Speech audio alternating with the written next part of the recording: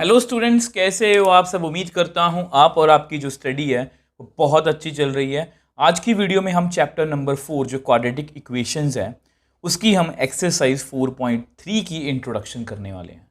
4.3 की जो इंट्रोडक्शन है ये बेसिकली मैं आपको करने से पहले बता दूं कि अगर आपके पास पुरानी एनसीईआरटी है तो आपकी जो पुरानी एनसीईआरटी की 4.3 है वो डिलीटेड है, और अगर आपके पास नई एनसीईआरटी है तो ये 4.3 है। मतलब अगर आपके पास पुरानी एनसीईआरटी है तो आपको एक्सरसाइज 4.4 को खोलना है, और अगर आपके पास नई एनसीईआरटी है तो ये 4.3 है। और इसकी कंप्लीट एक सेपरेट से शॉर्ट वीडियो आएगी जिसमें मैं आपको पूरा चैप्टर वाइज बताऊंगा, जिसमें मैं रोड मैप भी बताता हूँ आपको हमेशा की तरह, और पुरानी और नई एनसीईआरटी में डिफरेंस भी बताता हूँ। आप देख सकते हो ये सेम वीडियो चैप्टर 2 और चैप्टर 3 के लिए भी हमारे चैनल पर आ चुकी है। वो आपको उन्हीं चैप्टर्स की प्लेलिस्ट में ये वीडियोस जो दोनों हैं वो आपको मिल जाएंगी। तो देखो इसमें हमें बेसिकली सीखना क्या है। देखो 4 पॉइंट, देखो अगर मैं आपको रोड मैप दिखाऊं इस चैप्टर का, ये हमारा सबसे पहली वीडियो मैंने रोड मैप किया था। सबसे पहले हमने रिकॉग्नाइजेशन ऑफ फॉर्मेशन सीखी क्वाड्रेटिक की 4.1 में। 4.2 में हमने मेथड ऑफ फैक्टराइजेशन सीखा है जो हम अभी अभी कंप्लीट करके आए हैं। अब यहाँ पर 4.3 में हमें डिस्क्रिमिनेंट मेथड या इसको हम क्वाड्रेटिक फॉर्मूला भी बोल देते हैं, तो ये करने वाले हैं। तो बेसिकली ये नई एनसीईआरटी की 4.3 की हम बात कर रहे हैं। तो बेसिकली इसमें हमें करना क्या, आप देख भी सकते हो यहाँ पर हमें क्वाड्रेटिक को सॉल्व करने का एक और मेथड जो है वो सीखना है। अब आपके मन में बहुत से क्वेश्चंस होंगे कि हमें क्यों सीखना है, जब एक मेथड हमें आता है तो हमें दूसरा क्यों सीखना है। तो देखो चैप्टर 3 में भी हमने यही किया था। आपको याद करो कि हमने एक फॉर्मूला सीखा था, मेथड सीखा था, एलिमिनेशन मेथड, एक सब्स्टिट्यूशन मेथड उन इक्वेशंस को सॉल्व करने के लिए। सेम यहाँ पर भी है, बट यहाँ पर कुछ कहानी और भी है। क्वाड्रेटिक फॉर्मूला देखो, फैक्टराइजेशन मेथड जो है वो बहुत बेसिक है, मतलब हम बचपन से जब से हमने क्वाड्रेटिक सॉल्व करना सीखा है हम उसी मेथड से इसको करते आ रहे हैं। वो बहुत इजी भी है, कन्वीनियंट भी है, बट कुछ बच्चों को वो मुश्किल लगता है कई बार, क्योंकि कई बार फैक्टर्स जो हैं वो बनाने थोड़े से मुश्किल हो जाते हैं कुछ सिचुएशंस में। अब इस फॉर्मूले का यहीं पर बेनिफिट है थोड़ा सा कि ये मेथड थोड़ा सा लॉन्ग है, थोड़ा सा कैलकुलेशन आप इसमें ज़्यादा बोल सकते हो, बट ये थोड़ा सा क्रैमिंग बेस्ड है। वो प्योरली अंडरस्टैंडिंग बेस्ड है, ये प्योरली जो है वो क्रैमिंग बेस्ड है। मगर जस्ट एक फॉर्मूला याद करना है और हमें हमारा क्वेश्चन जो है वो सॉल्व हो जाएगा। बट दोनों मेथड्स के अपने अपने ड्रॉबैक्स भी हैं, कुछ अपने अपने फ़ायदे भी हैं। वो मेथड बहुत छोटा है, हम बचपन से वही करते आ रहे हैं। ये मेथड थोड़ा सा आपको नया लग सकता है, बट इसका एक बहुत बड़ा बेनिफिट है, वो आपको आगे जाके पता लगेगा। वो आपको MCQs में काफ़ी हेल्प कर सकता है। तो एक अच्छे मन से, एक पॉजिटिव मन से आज की वीडियो को शुरू करते हैं। अब देखो जैसा कि मैंने आपको बताया कि क्वाड्रेटिक फॉर्मूला ये हमें सीखना है। तो आपको पता है let ax² + bx + c is equal to 0 where a not equal to 0 be any quadratic equation. ये क्वाड्रेटिक इक्वेशन की जनरल फॉर्म है, ये हम 4.1 में कर चुके हैं। तो roots of this quadratic equation is given by, ये फॉर्मूला है जो हमें याद रखना है, -b + -b² - 4ac √/2a। तो ये हमें याद रखना है, और ये लिखा हुआ है कि इसकी वैल्यू हमेशा 0 या 0 से बड़ी होनी चाहिए। ये मैं अभी इसको डिस्कस नहीं करूंगा, इसको हम थोड़ा सा आगे जाके डिस्कस करेंगे वीडियो में। तो बेसिकली हमारा ध्यान जो है वो यहाँ पर होना चाहिए। अगर आपको याद है तो मैंने आपको फैक्टराइजेशन मेथड में ये एग्जाम्पल करवाई थी, x² + 7x + 10, और ये फैक्टराइजेशन मेथड की मैपिंग है अगर आपने वो वीडियो नहीं देखी तो सेम इसी एग्जाम्पल को, सेम इसी क्वेश्चन को हम क्वाड्रेटिक फॉर्मूला से सॉल्व करेंगे। मैं आपको यहाँ पर पहले एग्जाम्पल लिख देता हूँ, फिर सॉल्व करने की कोशिश करेंगे। अब देखो इसी एग्जाम्पल को हमें, इसी क्वेश्चन को हमें क्वाड्रेटिक फॉर्मूला से सॉल्व करना है, ठीक है। तो सबसे लिखते हैं इसको, x² + 7x + 10 is equal to 0। तो सबसे पहला स्टेप आपका क्या होगा, देखो वहाँ पर तो हम फैक्टर्स बनाते हैं। देखो ये मैंने आपको बताया ना कि ये थोड़ा सा अंडरस्टैंडिंग वाला मेथड है। कुछ बच्चों को ये बहुत अच्छे से आता है, बहुत अच्छी बात है, बट कुछ बच्चों को इसमें फैक्टर्स बनाने में दिक्कत आती है, ठीक है। तो यहाँ पर हमें क्या करना है, जस्ट हमें इसको कंपेयर करना है। आपको पता है ये क्वाड्रेटिक है, आपको इसको ऐसे लिख लेना है और इन दोनों को कंपेयर कर लेना है। अब जैसे ही हम कंपेयर करेंगे, देखो ए के सामने मतलब कि ए की क्या वैल्यू आएगी 1, बी की वैल्यू कितनी आएगी 7, सी की वैल्यू कितनी आएगी 10। प्लीज़ इस बात का आप ध्यान रखोगे। अगर बाई चांस कुछ क्वेश्चन में सिचुएशन ऐसी है, मान लो कुछ ऐसा है, तो ए की वैल्यू तो 1 आएगी, बी की वैल्यू कितनी आएगी -7, सी की वैल्यू कितनी आएगी -10, क्योंकि यहाँ पर प्लस है। तो प्लस प्लस मतलब 10 ही है, मगर सी की वैल्यू 10 ही आएगी। ये बिल्कुल परफेक्टली मैच कर रहा है। बी की वैल्यू 7, ए की वैल्यू कुछ नहीं है, तो आगे कितना आएगा 1। तो ये वैल्यू निकाल ली। अब जस्ट हमें फॉर्मूला में वैल्यू फिल करनी है। तो which implies X is equal to minus B plus minus B square minus 4ac upon 2a। ठीक है, तो which implies X is equal to minus B की वैल्यू है 7 प्लस माइनस बी स्क्वायर मतलब 7 का स्क्वायर माइनस 4a मतलब 1 c मतलब 10 upon 2a। तो which implies X is equal to minus 7 plus minus 49 4 10 40 by 2। कितना बन गया -7 प्लस माइनस 49 माइनस 40 कितना आया √9/2। अब आप सभी को पता है कि √9 कितना होता है 3, तो ये कुछ आ गया। अब हमें क्या करना है, आपको पता है एक्स की दो वैल्यूज आएंगी, क्वाड्रेटिक का मतलब कि ये क्वेश्चन है, तो which implies X is equal to -7 plus 3/2।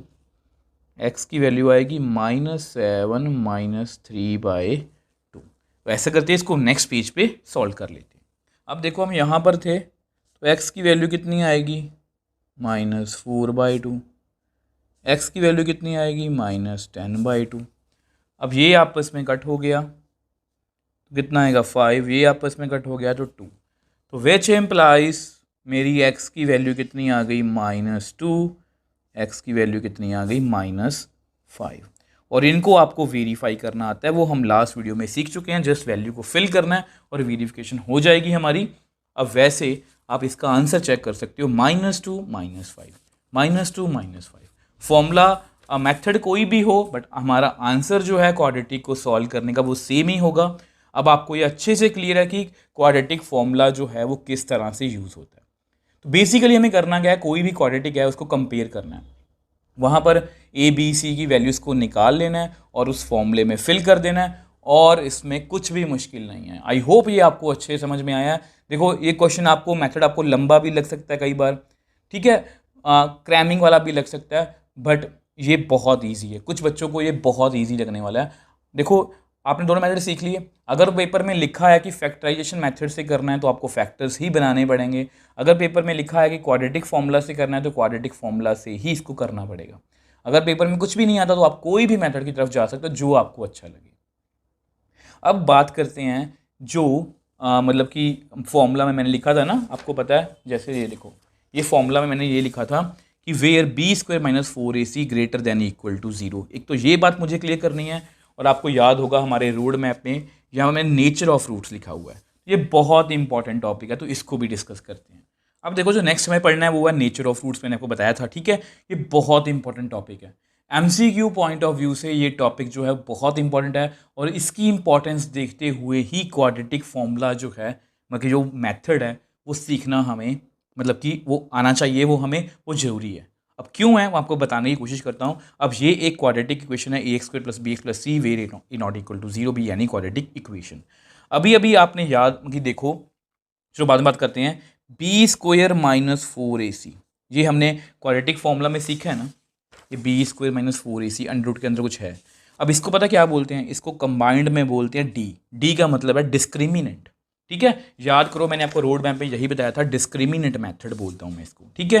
तो discriminant value of D tells whether roots are real और नॉट। जो डी की वैल्यू है ना, जस्ट इतनी सी वैल्यू निकाल के हमें ये पता लग जाएगा कि रूट्स रियल है या नहीं। ये क्वेश्चन आपको पेपर में पूछा जा सकता है, तो इसलिए ये हमें नेचर ऑफ रूट्स बताता है। अभी भी कुछ बच्चों को ये बात समझ में नहीं आई होगी, मैं आपको एक पहले यहाँ पर आपको टेबल बना के दिखा देता हूँ, उसके बाद मैं आपको एक एक बात आपको मैं एग्जाम्पल की हेल्प से समझाने की कोशिश करूँगा। अब देखो ये है नेचर ऑफ रूट्स, ठीक है, यहाँ पर मैंने 3 चीज़ें लिखी हैं। अगर इसकी वैल्यू 0 से बड़ी है तो पॉजिटिव वैल्यू है, मतलब 0 से बड़ी पॉजिटिव वैल्यू होगी, तो 2 डिस्टिंक्ट रियल रूट्स आएंगे। और अगर इसकी वैल्यू 0 है तो 2 इक्वल रूट्स आएंगे, और अगर इसकी वैल्यू नेगेटिव है तो नो रियल रूट्स। तो इन तीनों बातों को मैं आपको एक्सप्लेन करने की कोशिश करूंगा। जस्ट आपको रियल सिस्टम तो पता होना चाहिए ना, रियल नंबर्स क्या होते हैं, सभी वैल्यूज, चाहे वो फ्रैक्शन में हो चाहे वो फुल नंबर्स, वो सारे रियल नंबर्स हैं, ठीक है। तो आप अभी देखो हमने एग्जांपल की थी x² + 7x + 10, अभी अभी हमने इसको सॉल्व किया है। ठीक है। तो इसमें b की वैल्यू बताओ, a की वैल्यू 1 है, b की वैल्यू कितनी है 7, c की वैल्यू कितनी है 10। तो इसमें जस्ट आप इसकी वैल्यू निकाल लो, b स्क्वायर माइनस 4ac। तो ये 7 का स्क्वायर माइनस 4ac, 49 माइनस 40 कितना है 9। 9 क्या है 0 से बड़ी है, मतलब पॉजिटिव वैल्यू है। तो इसके ना दो रियल रूट्स आने चाहिए, और आपके सामने हैं -2 और -5, दोनों रियल रूट्स हैं।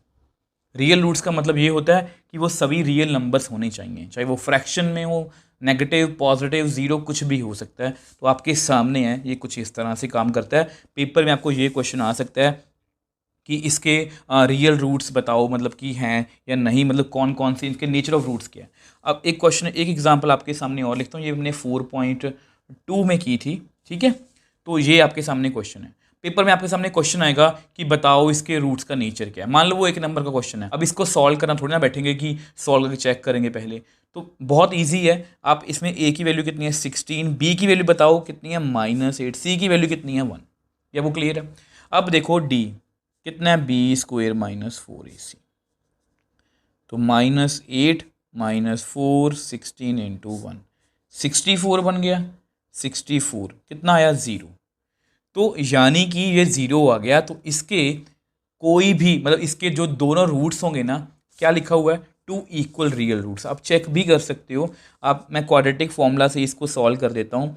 -b plus -b square minus 4ac upon 2a।